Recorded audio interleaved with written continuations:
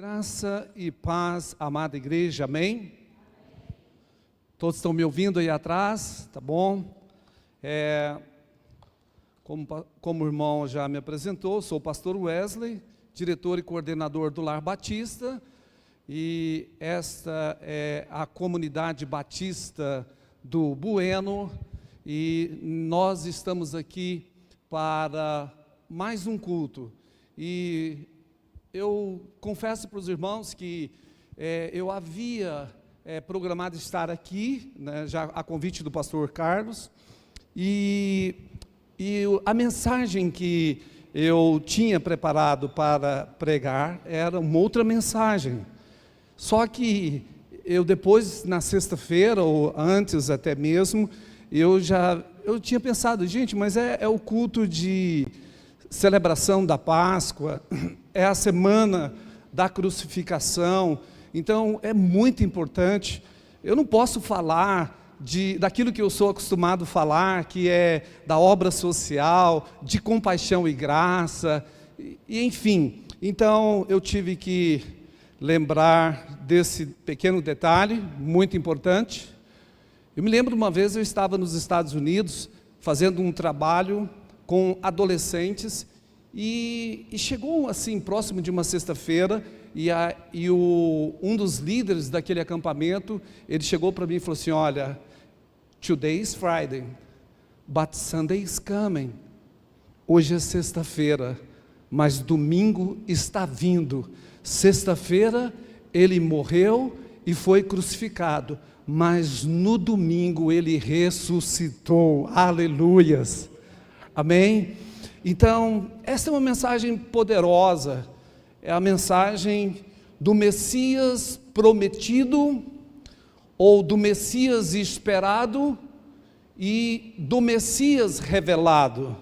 Para cada um de nós, eu espero, nesta noite, que nós temos essa convicção, de que o Messias prometido, o Messias esperado, esse Messias, ele é revelado para mim e para você, através das Escrituras. Apesar de que, naquele tempo, também, mesmo com todas as profecias e com todos os acontecimentos, tinham pessoas em Jerusalém que não acreditavam e que estavam desapercebidos daquele episódio. E eu quero convidar você a abrir a sua Bíblia no Evangelho de Lucas. Nós vamos ler alguns fragmentos aqui de Lucas, mas depois eu convido você, com um tempo na sua casa, a ler o capítulo 24 inteiro, porque é o capítulo que fala da ressurreição, é o capítulo que fala aqui da caminhada dos discípulos no caminho de Emaús, e da revelação de Jesus, ou quando Jesus aparece para os seus discípulos depois da ressurreição. Eu vou ler com os irmãos, mesmo assentados, com toda reverência. Nós vamos ler a partir do verso 13, Lucas capítulo 24, versículo 13, amém? Nós vamos ler até o versículo 31, o irmão já projetou ali, eu estou lendo na NVI também, para não ter divergência. Leiamos a palavra, Lucas capítulo 24, a partir do verso 13. Naquele mesmo dia, 2 deles estavam indo para um povoado chamado Emaús, a 11 quilômetros de Jerusalém. No caminho, conversavam a respeito de tudo que havia acontecido. Enquanto conversavam e discutiam, o próprio Jesus se aproximou e começou a caminhar com eles. Mas os olhos deles foram impedidos de reconhecê-lo. E ele lhes perguntou, sobre o que vocês estão discutindo enquanto caminham? E eles pararam com os rostos entristecidos. Um deles, chamado Cleopas, perguntou-lhe, você é o único visitante em Jerusalém que não sabe das coisas que ali aconteceram nesses dias? Que coisas? Perguntou ele. O que aconteceu com Jesus de Nazaré, respondeu eles. Ele era um profeta, poderoso em palavras e em obras diante de Deus e de todo o povo. Os chefes dos sacerdotes e as nossas autoridades o entregaram para ser condenado à morte e o crucificaram. Verso 21, nós esperávamos que era ele que ia trazer a redenção a Israel. E hoje é o terceiro dia desde que tudo isso aconteceu. Algumas das mulheres entre nós nos deram um susto hoje. Foram de manhã bem cedo ao sepulcro e não acharam o corpo dele. Voltaram e nos contaram ter tido uma visão de anjos que disseram que ele está vivo. Alguns dos nossos companheiros foram ao sepulcro e encontraram tudo exatamente como as mulheres tinham dito, mas não o viram. E ele lhes disse, como vocês custam a entender, como demoram a crer em tudo que os profetas falaram? Não devia o Cristo sofrer estas coisas para entrar na sua glória? Começando por Moisés e todos os profetas, explicou-lhes o que constava a respeito dele em todas as Escrituras. Ao se aproximarem do povoado para o qual estavam indo, Jesus fez como quem ia mais adiante, mas eles insistiram com ele, fique conosco, pois a noite já vem e o dia já está quase findando. Então ele entrou para ficar com eles. Quando estava à mesa com eles, tomou o pão, deu graças, partiu e deu a eles. Verso 31, então os olhos deles foram abertos e o reconheceram, e ele desapareceu à vista deles. Curva sua face mais uma vez. Pai, nós estamos aqui. A palavra do Senhor, ela é extraordinária demais. E a palavra do Senhor, ela traz esse relato, ela traz esta narrativa entre esses dois discípulos a caminhos de Emaús, surpreendidos pela presença do Cristo ressurreto, Senhor. Ó soberano Senhor, se manifesta no nosso meio de igual maneira, da mesma forma. Ó Deus, ao conversarmos aqui, ao ministrarmos, o Senhor possa se manifestar no nosso meio como Cristo ressurreto, como aquele que vive e reina, como aquele que venceu a morte, como aquele que está aqui de braços prontos para salvar, para acolher, para cuidar, para transformar, porque o Senhor é o mesmo ontem, hoje e para sempre. Ó Deus, vivifica esta palavra no meu coração, e que esta palavra possa arder no meu coração, como já ardeu, assim também no coração dos meus amados irmãos dessa igreja, daqueles que porventura hão de ouvir esta mensagem. Como os discípulos, no caminho para Emaús, o coração deles ardiam quando as Escrituras eram expostas diante dele. Assim nós te pedimos, fica conosco, no nome poderoso de Jesus. Todos digam amém. Que texto maravilhoso, não é, irmãos? Que coisa maravilhosa. Percebe vocês? Aqui, eu não vou entrar no pormenor, mas eu vou apenas dar um pano de fundo aqui. O capítulo 24 começa falando da ressurreição. Então, o que havia acontecido ali, era o que havia sido prometido nas Escrituras. E nós estamos então diante desse cenário. Aí é o período em que, desde a sexta-feira em que ele foi crucificado, mas aqui na manhã de domingo em que ele ressuscitou, então acontece esse episódio. E aí nós percebemos esses discípulos saindo essa distância de que aproximadamente 11 quilômetros, indo para Emaús, voltando para o seu povoado, triste, cabisbaixos, porque eles não haviam compreendido o que o mestre havia falado para ele. De maneira tal que na leitura que nós percebemos, vocês perceberam, que nós lemos, vocês perceberam que Jesus teve que relembrar a eles as escrituras de novo, começando pelo profeta. Amém? Então, o Messias prometido para o Messias revelado. Se você quer dar um título para esta mensagem, esta é talvez o título que eu daria. O Messias revelado, ou o Messias esperado e o Messias prometido. Bom, ao celebrarmos esta semana a Paixão de Cristo, culminando com a Páscoa hoje, nós precisamos atentar para o simbolismo e o significado deste sacrifício para a humanidade.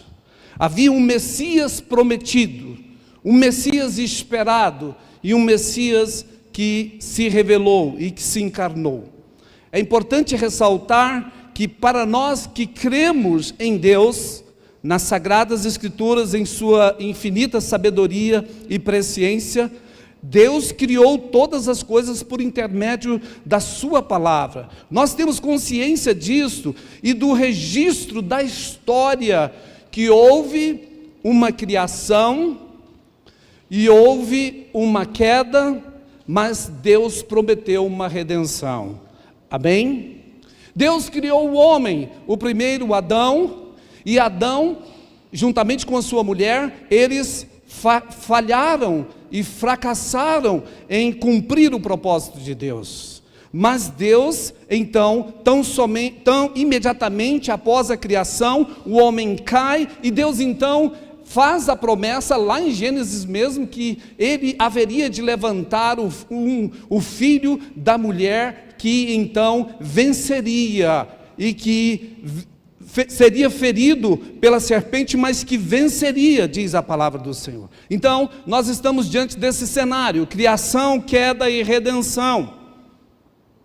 E nós estamos agora, no exato momento, com consciência plena de que nós estamos aguardando a consumação de todas as coisas. E hoje choveu de mensagens no celular de todo mundo, né, da Páscoa. Uma doutora Gleides, lá de Curitiba, ela mandou uma mensagem muito rapidamente, e confesso para vocês, eu apenas li as 4 frases que estavam ali. E ela dizia o seguinte, falando a respeito de Jesus, que ele prometeu que viria e ele veio. Ele prometeu que morreria e ele morreu. Ele prometeu que ressuscitaria e ressuscitou. E ele prometeu que vai voltar, e nós estamos esperando. Amém? E esta é uma palavra poderosa. Se todas as coisas que ele falou se cumpriu à risca, nós precisamos estar preparados. Nesta noite nós estamos aqui celebrando mais uma Páscoa, mas nós estamos crendo que o Espírito Santo há de aquecer, incendiar os nossos corações, para que nós possamos estar prontos e preparados quando ele for voltar para resgatar o seu povo, resgatar a sua igreja.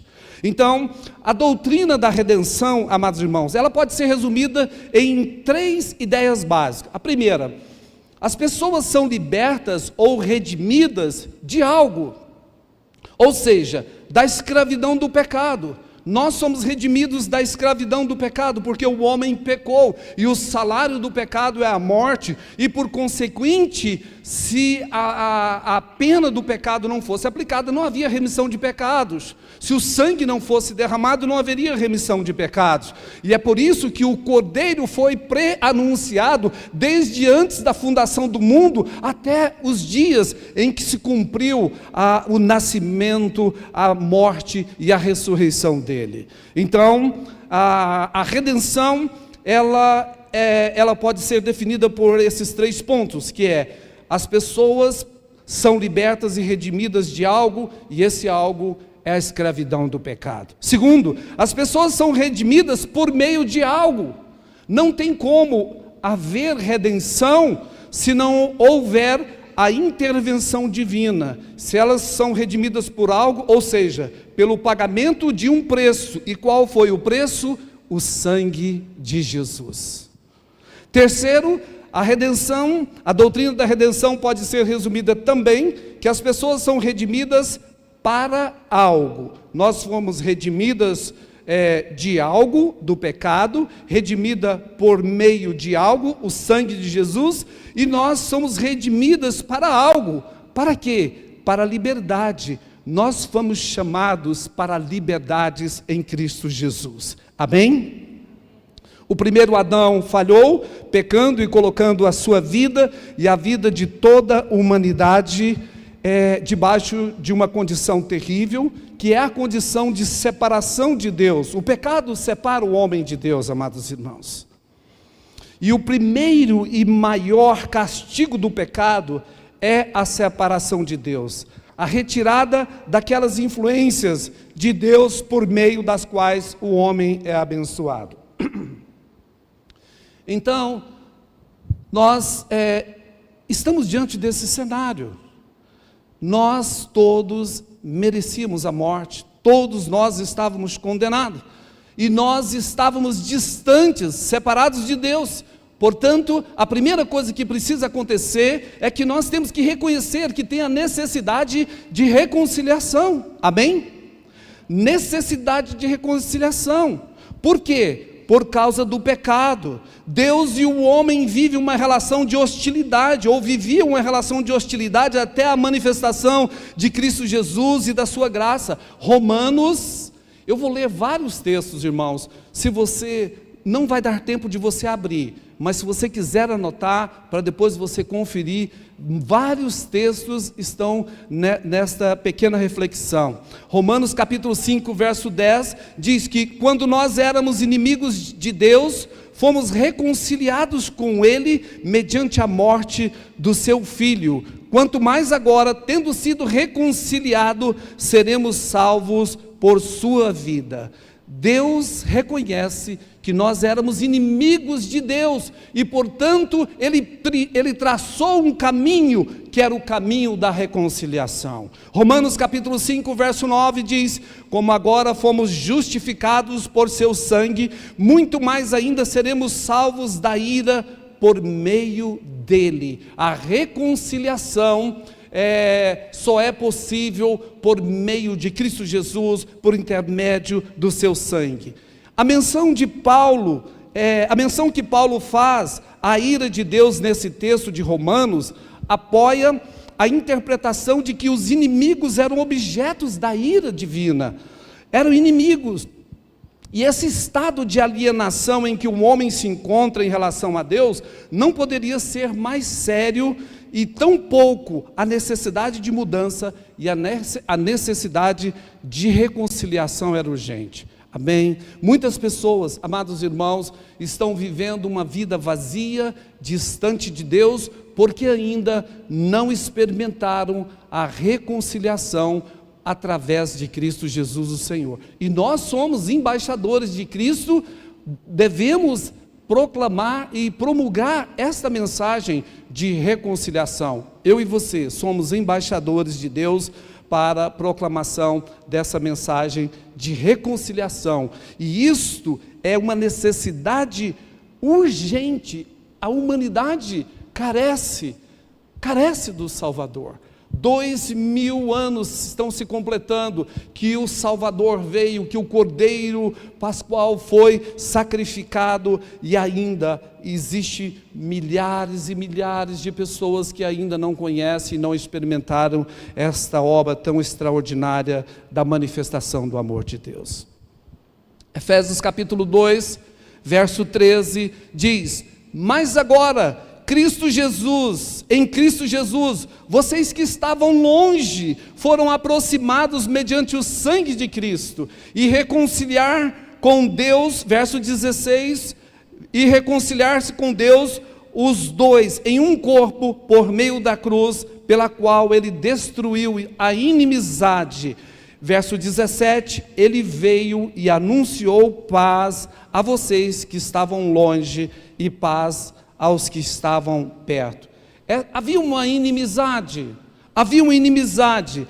O pecado nos distanciou, mas agora, por intermédio de Cristo, nós somos aproximados através do sangue de Jesus. Oh, amados irmãos, isso é precioso demais. Nessa noite, se tem algo que eu e você precisamos compreender, a raça humana, todos nós, indistintamente, necessitávamos dessa reconciliação. A coisa mais difícil que tem, amados irmãos, é um filho com um relacionamento quebrado com o seu pai. E eu vivencio isso nessa prática de abrigo, lar batista. Amados irmãos, ainda que as famílias sejam difíceis, ainda que tem pais difíceis, filhos que estão com relacionamento quebrado com o seu pai, filhos que não têm nem o nome do pai na identidade, filhos ou filhas, há uma dor, há um vazio no coração de um filho em discórdia, em desacordo, um filho em inimizade com o pai. Se tem algum filho nessa noite aqui que está em inimizade com o seu pai, reconcilie-se. Reconcilie. O caminho da reconciliação é o caminho do perdão, é o caminho da cura e é o caminho da libertação. Amém? Então, nós temos que reconhecer a necessidade de reconciliação. Mas não somente reconhecer a necessidade de reconciliação, mas temos que saber como essa reconciliação acontece, a causa da reconciliação, que é esse ponto que eu gostaria de trazer dentro do plano da redenção. O testemunho do Novo Testamento, irmãos, inteiro, o Novo Testamento mostra que a reconciliação ocorreu somente através ou por intermédio da morte do Senhor Jesus Cristo. Está narrado em todas as Escrituras, porque Ele foi o Cordeiro prometido, e Ele veio para cumprir esse propósito. Então, a causa da reconciliação é a necessidade que nós temos de reconciliação, mas também a reconciliação ia acontecer de que maneira? Somente através da morte do Cordeiro Pascual, do Senhor Jesus Cristo, o Cordeiro sem pecado, é que nós podemos ter essa reconciliação garantida. Amém? Mateus 20, 28, se você está anotando, Mateus 20, 28, como o Filho do Homem, que não veio para servir, para ser servido, mas veio para servir e dar a sua vida em resgate por muito. Jesus veio como Filho do Homem para dar a vida em resgate de muitos. Romanos capítulo 6, verso 10, a palavra diz: porque morrendo, Ele morreu para o pecado uma vez por todas, mas vivendo, vive para Deus. Aleluias. 2 Coríntios capítulo 5, verso 21, Deus tornou pecado por nós, aquele que não tinha pecado, para que nele tornássemos justiça de Deus. Oh, que coisa linda, irmãos, que coisa linda. Ele tornou pecado, Ele tomou a situação e o pecado de toda a humanidade, sem ter um pecado, mas Ele tomou o meu pecado, o seu pecado, o pecado de toda a humanidade. Ele não tinha pecado, para que nele nós nos tornássemos justiça de Deus.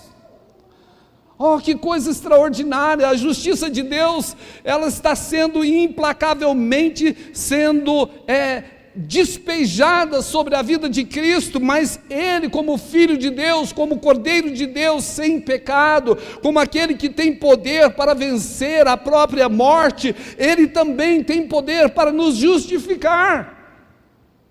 Você não é justificado pelas suas ações boas, pelas suas boas obras. Você não é justificado porque você pensa que tem um coração bom. Não, você é justificado por causa do sangue de Cristo, que nos lava e nos purifica de todo o pecado. Esta é a grande verdade. Ele morreu por todos nós, para que nós pudéssemos tornar justiça de Deus. Gálatas capítulo 3, verso 13 disse que Cristo nos redimiu da maldição da lei, quando se tornou maldição em nosso lugar, pois está escrito: maldito todo aquele que for pendurado no madeiro. Portanto, nós entendemos a necessidade de reconciliação e como essa reconciliação é feita. Está claro para mim e para você? Amém? Amém? Não há nenhum outro mediador entre Deus e os homens, pelo qual devamos ser salvos, a saber, o nome do Senhor Jesus. Diz a palavra, não há nenhum mediador, não há ninguém. E o objeto dessa reconciliação é um terceiro ponto que eu quero dizer. Há 3 maneiras de responder à questão do objeto da reconciliação dentro da redenção. Primeiro, Deus está reconciliando com o homem, havia inimizade. Deus está reconciliando com o homem, está reconciliando comigo e com você. Ele abriu uma porta de relacionamento, de comunhão entre Deus, o Criador, e você, o seu filho, criado à sua imagem e semelhança. Então, o objeto da criação é isto: Deus está reconciliando com o homem. E a segunda coisa, é que uma vez que Deus reconcilia com o homem então está reconciliado com Deus. Amém? Isso é suficiente. E a terceira coisa é que ambos estão reconciliados um com o outro. Deus reconcilia com o homem reconcilia com Deus, e Deus e o homem são reconciliados. Amém? E isso aqui traz esta perfeita harmonia que eu e você podemos experimentar a partir desta reconciliação promovida pelo nosso Senhor Jesus. Russell Shedd, ele ensinava que Deus está reconciliado com o homem, e ele explicava isso a partir do verso 10 de Romanos capítulo 5, o qual diz que o homem está reconciliado com Deus. Amém? Você que está aqui nessa noite, o Senhor, Ele veio, Ele entregou a sua vida para abrir um caminho para que você pudesse voltar a se relacionar com o Pai, o Criador. Ele preparou todo o caminho. Você está reconciliado com Deus da seguinte forma: ele não indica que é uma reconciliação subjetiva para o pecador com Deus, mas uma reconciliação objetiva de Deus com o pecador. O argumento que Russell Shedd diz é o seguinte: é que uma vez que a ira divina foi removida, então Deus deve estar reconciliado com o pecador, porque a ira foi removida. E é isso que Cristo faz por mim e por você, amados irmãos. Ao celebrarmos esta Páscoa, porque semana que vem nós teremos a ceia aqui. Semana que vem, quando você for vir ao altar, pegar os elementos, você vai relembrar a morte e o sacrifício de Cristo, todas as vezes que nós vamos participar da ceia. Irmãos, e nós devemos fazer isso mesmo, porque em memória daquilo que Cristo fez por nós. E quando você vem para participar da ceia, lembre-se disso, porque lá atrás o cordeiro tinha que ser sacrificado, mas o cordeiro morria, e o cordeiro não podia voltar e dar a vida para aquele que ele estava morrendo no lugar. Foi por isso que Cristo teve que vir, um redentor semelhante a nós. Ele se tornou homem, para que quando ele morresse e ressuscitasse, ele desse a mim e a você, então, o direito de viver uma vida liberta do pecado. E as pessoas no Antigo Testamento, eles ficavam fazendo sacrifício, isso se tornou um ritual. Elas pecavam e eles sacrificavam um cordeiro, pecavam e sacrificavam um cordeiro, e as pessoas estavam falhando. Israel falhou nessa missão, e nós como igreja, nós não podemos falhar nessa missão. Nós não podemos entrar por rituais e rituais da celebração da ceia sem discernir o corpo do Senhor. É isso que o apóstolo Paulo fala: se vocês não discernirem o corpo do Senhor, por isso que há entre vós muitos fracos e muitos doentes, e alguns que estão dormindo, porque nós temos que entender que Cristo veio e morreu em meu lugar, no seu lugar, para dar vida a mim e a você. Nós não temos condições, humanamente falando, irmãos, o pecado, ele está intrínseco a mim e a você. Carne não herda os céus, a carne não santifica, irmãos. Nós temos que buscar a Deus, buscar a santificação, renunciar às coisas do mundo, renunciar à concupiscência dos olhos, renunciar à concupiscência da carne, os desejos carnais, e dizer: Senhor, cumpra em mim este propósito extraordinário e sobrenatural, porque o Senhor, vivendo através de mim, vivendo através de nós, sim, isso que é a mensagem que Paulo fala, Cristo em nós, a esperança da glória. Oh, amados irmãos, é Cristo vivendo em você, é Cristo vivendo na minha irmã, é Cristo sendo manifestado, é Cristo sendo um bom perfume para esta geração, é Cristo sendo esta fragrância extraordinária que atrai as pessoas, porque Ele é a vida. Ah, amados irmãos, 2 Coríntios capítulo 5, verso 19 diz: ou seja, que Deus em Cristo estava reconciliando consigo o mundo, não lançando em conta os pecados dos homens, e nos confiou a mensagem da reconciliação. Você tem a mensagem da reconciliação, irmãos. Cada um de nós somos portadores da mensagem de reconciliação, a poderosa mensagem de reconciliação. Nós somos esses portadores da mensagem de reconciliação. 2 Coríntios capítulo 5, verso 21, Deus tornou pecado por nós, aquele que não tinha pecado, para que nele nós tornássemos justiça de Deus. Gálatas capítulo 1, verso 4, o que se entregou a si mesmo por nossos pecados, a fim de nos resgatar desta presente era perversa, segundo a vontade do vosso Deus e Pai. Ah, amados irmãos, o propósito de Deus é visto assim nas Escrituras. Todos os versículos que nós já citamos aqui são apenas para reafirmar que não é possível salvação. Não é possível salvação se não for por intermédio de Cristo Jesus, o Cordeiro Pascual. Então, o propósito de Deus nas Escrituras não é apenas de tornar a salvação possível, mas na verdade a salvação é uma realidade, amém? Quantos já foram salvos por Jesus estão aqui nesta noite, celebrando? Sim, houve uma sexta-feira, mas haveria uma manhã de domingo, na qual Ele ressuscitaria, conforme Ele havia prometido, amados irmãos. E eu sei, e você também deve crer e saber disso, que se Jesus demorar ainda, nós não sabemos quanto tempo, mas se Ele demorar e eu e você vier a morrer, quando nós formos sepultados, um dia, quando esta grande voz do Senhor for ressoada, eu e você ressuscitaremos com Cristo, porque Ele venceu a morte, e se Ele venceu, nós venceremos. Oh, irmãos, isso deve incendiar o meu coração e o seu coração.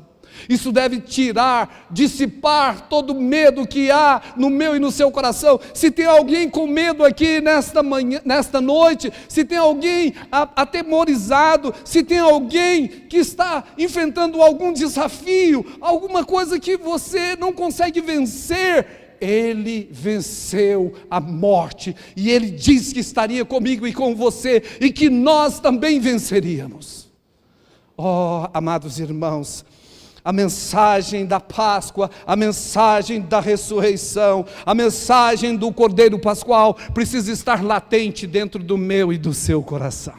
Então, o propósito de Deus é salvar, redimir e tornar eu e você justos. Efésios capítulo 1, verso 7. Nele nós temos a redenção, por meio do sangue, o perdão dos pecados, de acordo com a riqueza da graça de Deus. Efésios capítulo 2, verso 14, pois Ele é a nossa paz, a qual ambos fez um, e destruiu a barreira, o muro de inimizade, anulando em seu corpo a lei dos mandamentos expressas em ordenança, e o objetivo dele era criar em si mesmo, dos dois, um novo homem, fazendo paz e reconciliar com Deus os dois em um corpo por meio da cruz, pela qual ele destruiu a inimizade. 1 Pedro, capítulo 1, verso 18, pois vocês sabem que não foi por meio de coisas perecíveis, como prata ou ouro, que vocês foram redimidos da sua maneira vazia de viver, que lhes foi transmitida por seus antepassados. Verso 19, mas pelo precioso sangue, como o cordeiro, sem mancha e sem defeito. Queridos irmãos, visitante, essa é a obra da redenção. Essa é a obra da redenção. Resumidamente, a necessidade de reconciliação que nós tínhamos em razão da inimizade com Deus, a humanidade pecadora. O Senhor tomou a iniciativa não foi minha, não foi sua, não foi do mundo, a iniciativa foi do Senhor, e Ele reconciliou o mundo consigo mesmo, e isso foi feito por intermédio da morte de Cristo, e essa provisão mudou o mundo, e mudou a minha vida, e está levando você a uma posição de salvação diante de Deus. Mudou a minha vida, uma vez que eu tive o discernimento de quem é Jesus, Ele também pode mudar a sua vida, amém? Se tem alguém no nosso meio, que porventura ainda não conheceu, e não reconheceu Jesus como Senhor, e se eu cruzar esse caminho, eu volto para o texto de Lucas capítulo 24, agora, para poder aplicar e dizer, que existe ainda no nosso meio, pessoas que estão ouvindo a mensagem da palavra de Deus, a mensagem do Cordeiro, a mensagem dos profetas, a mensagem do Novo Testamento, mas estão como aqueles dois discípulos. A experiência dos dois discípulos de Emaú, elas me fazem lembrar de algo. Lucas capítulo 24, verso 31, diz aí, a palavra diz que os olhos deles foram abertos, e eles reconheceram Cristo. Como que eles reconheceram Cristo? Porque Cristo no caminho anunciou as Escrituras para ele, e quando ele parou, então Cristo se revela da maneira como ele celebrava a ceia com eles. No verso 31, diz que então os olhos deles foram abertos e o reconheceram. Nesse momento ele desapareceu. Veja você, amado irmão, que coisa interessante. Exatamente no momento em que Cristo se revelou para eles, porque você percebeu na leitura que em Lucas capítulo 24, no verso 21, quando eles estavam conversando com Jesus, gente, que coisa extraordinária, Cristo ressurreto, eles estavam conversando com Jesus, mas eles ainda não haviam reconhecido. Nós esperávamos que era Ele que ia trazer a redenção. Nós esperávamos que Ele era o Redentor prometido, o Messias prometido, mas ainda não era o Messias revelado para eles. E é exatamente nesse momento em que Jesus então toma o pão e come e parte o pão, a maneira como Ele partiu o pão, identificou, e eles então tiveram a revelação: é o Mestre, Ele ressuscitou, Ele está vivo, Ele está no nosso meio, Ele está aqui conosco. Mas exatamente nesse momento, Cristo então, Ele é transportado daquele lugar. Diz o texto que nesse momento Ele desapareceu. Irmãos, esses dois discípulos, eles estavam numa crise.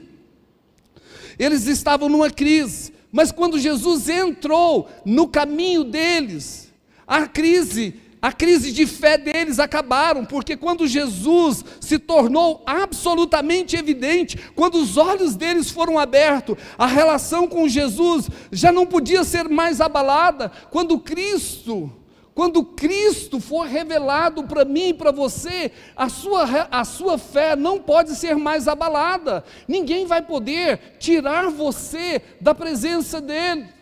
Esses discípulos, eles estavam saindo da celebração da semana da Páscoa, e eles estavam saindo de Jerusalém para Emaús. Eles estavam distante, indo embora distante do lugar que Deus havia falado que era para ficar. Quando eu e você temos crises de fé, se Cristo não se revelar de maneira clara, evidente para mim e você, a nossa fé fica abalada. E os 2 discípulos no caminho de Emaús, eles ficaram frente a frente com o Cristo ressurreto, que agora já não é o Messias, que agora não era o Messias somente idealizado, mas o Messias iluminado por Moisés, pelos profetas, não mais o Messias esperado ou imaginado, mas o Messias revelado. A minha oração nesta noite é que você possa ter essa convicção, não do Cristo ou Messias apenas prometido, mas do Messias revelado. Você tem convicção de que Cristo se revelou até você, de que Cristo se mostrou a você e deu a conhecer através das Escrituras, amados irmãos.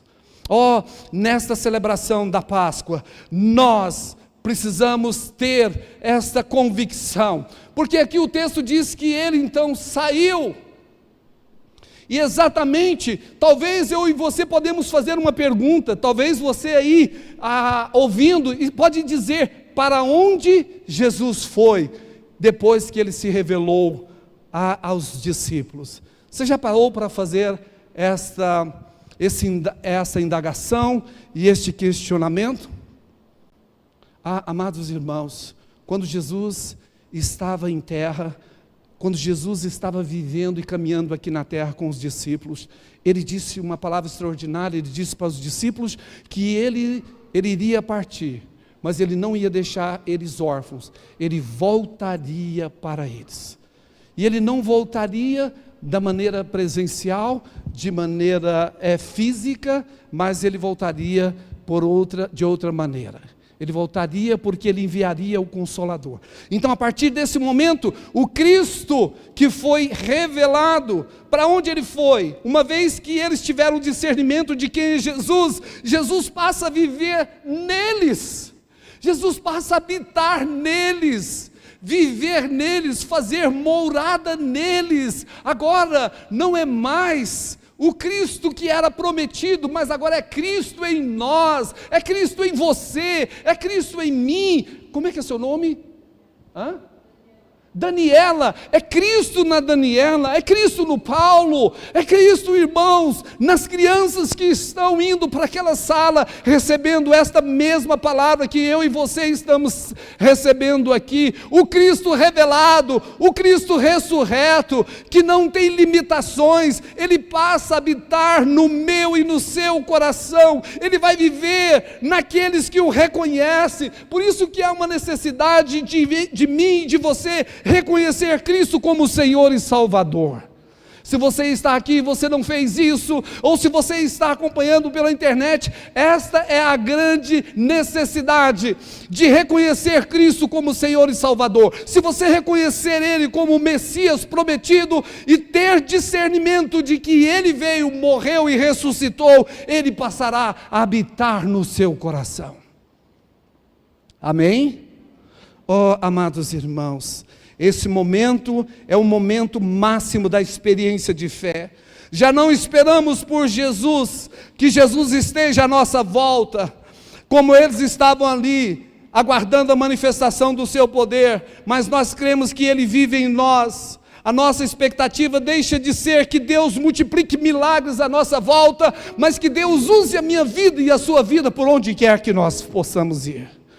Nossa grande ambição nesta noite passa a ser então que o Cristo ressurreto possa ser o Cristo encarnado na minha vida e na sua vida. O Cristo ressurreto, o Cristo que vive em nós. Quando isso acontecer, as dúvidas ficarão relegadas ao segundo plano, o medo vai embora, a confusão vai embora e tudo é dissipado. Esses discípulos, eles estavam numa confusão, eles estavam num conflito, mas quando Jesus é revelado para ele, tudo é dissipado. Nesta noite, o Senhor Jesus pode dissipar as trevas que porventura possa rondar o seu coração. Palavras de medo, palavras de insegurança, a palavra que vai gerar e vai rondar o seu coração e vai inundar o seu coração a partir de hoje, é uma palavra de esperança, porque Cristo venceu, Cristo venceu, aleluias, Cristo ressurreto. Levante-se com ousadia, faça meia volta como aqueles discípulos. Eles fizeram a meia volta, eles estavam indo para Emaús, eles levantam com ousadia e eles voltam para Jerusalém. Volte para o lugar de onde você não devia ter saído, volte para o lugar que Deus quer usar a sua vida. Tem pessoas que se distanciam do lugar onde Jesus os chamou. Volte para esse lugar, o lugar do Cristo revelado para você. Volte com ousadia, faça meia volta, esqueça Emaús, segue para Jerusalém a fim de testemunhar o poder da ressurreição.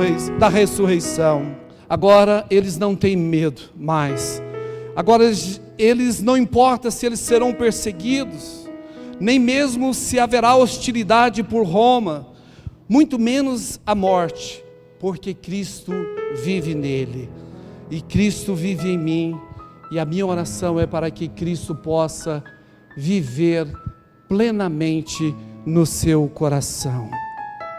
Nessa noite eu quero convidar você a fechar os seus olhos e entender que o Messias imaginado, o Messias esperado, é o Messias revelado ao seu coração, como aquele que se revelou no caminho para Emaús.